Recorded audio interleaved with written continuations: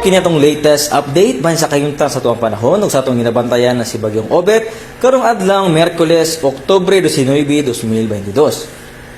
Ang atong ginamonitor na LPA gahapon hingpit nang nahimong usa ka tropical depression o bagyo ganinang kaadlawon ug ato ning ginganlag si Obet.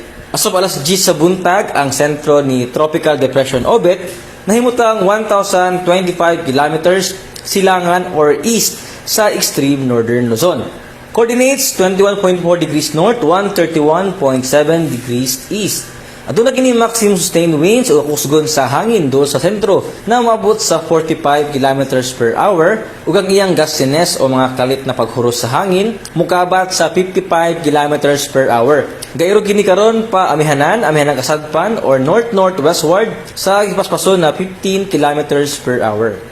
Ang nabiling bahin sa Kabisayaan, Palawan, lakip ng Kalayaan Islands ug ang Occidental Mindoro, makasinati aning panagsag ng panganuron ngadto na sa madag-umon na kalangitan, inubanan sa mga pag-ulan, pagpagilat ug pagmanugdog tungod aning mga localized thunderstorms ug kining southwesterly surface wind flow.